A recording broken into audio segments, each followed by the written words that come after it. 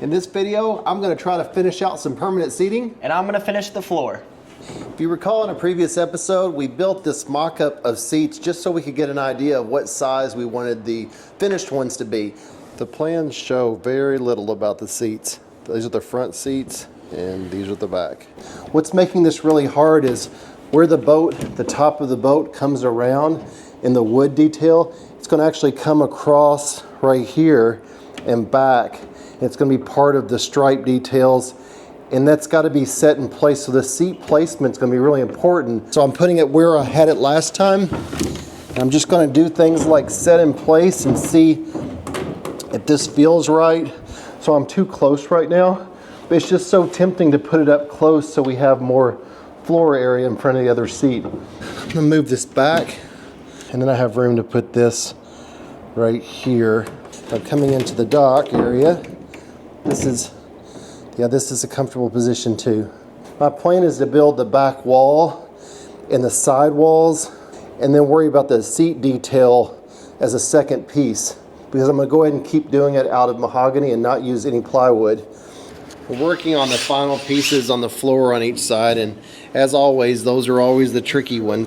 I have this board ready to go in, but the block we made doesn't go all the way over, and there's nowhere to screw it into, so it'd just be floating unattached.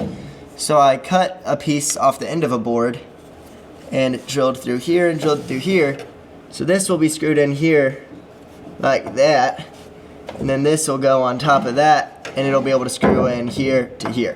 Where this board goes up here, before it didn't quite fit, you can see with this size, it takes away your spacing right here.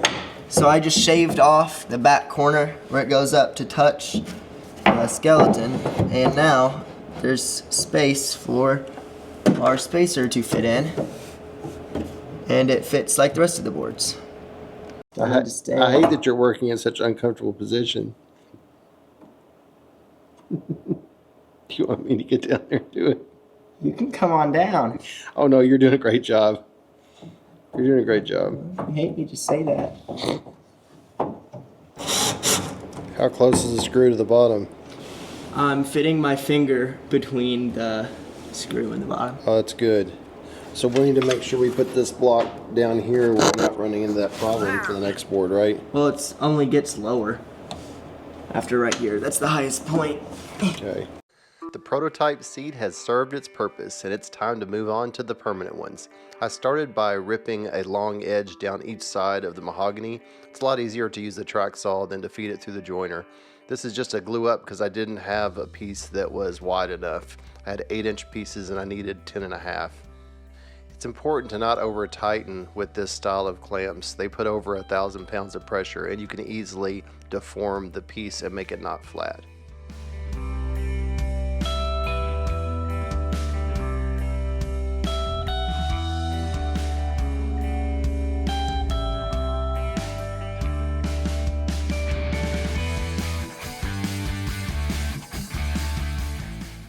I decided against using the domino tenon system for assembling this and used a cleat and screw method instead, and this allows the cleats to be removed and serviced if there was ever a problem. Makes repairs a lot easier.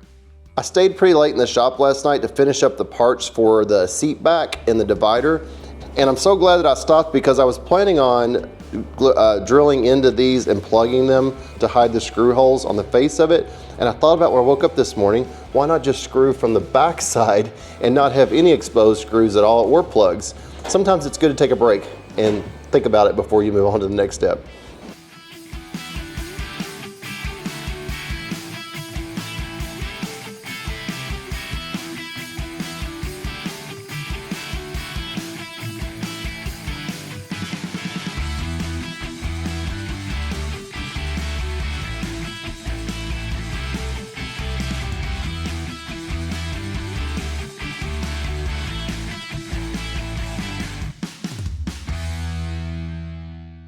The reason we stopped doing the floor here the first time is because once we get to the next boards over, we have to notch for the gussets, and in the front of the boat where it starts to curve up, it's a compound angle that has to go on the whole front foot of the board.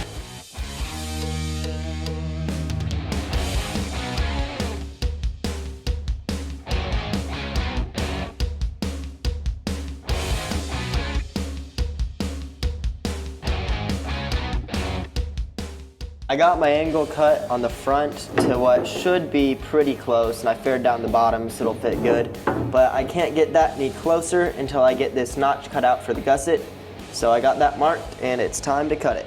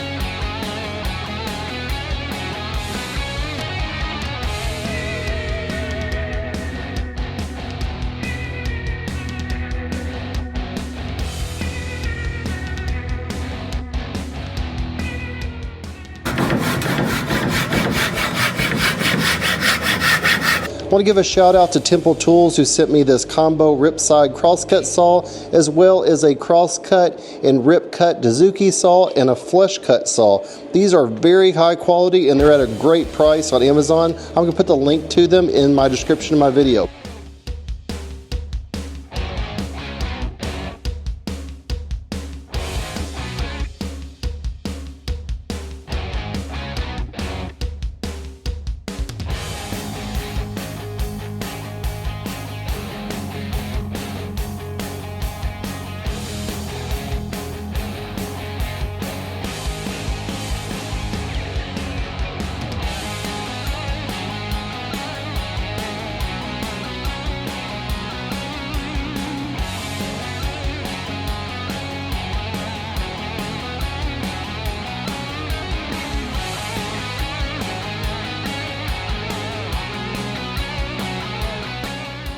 We finally got the main part of our seats in place and put together.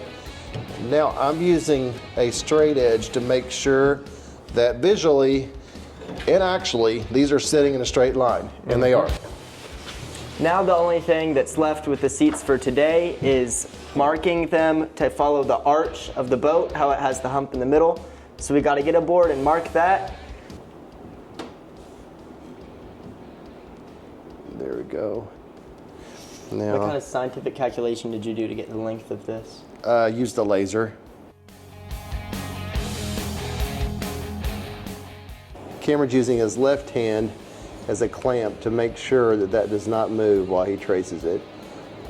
No big deal if you mess this up. Just a full day's work of building.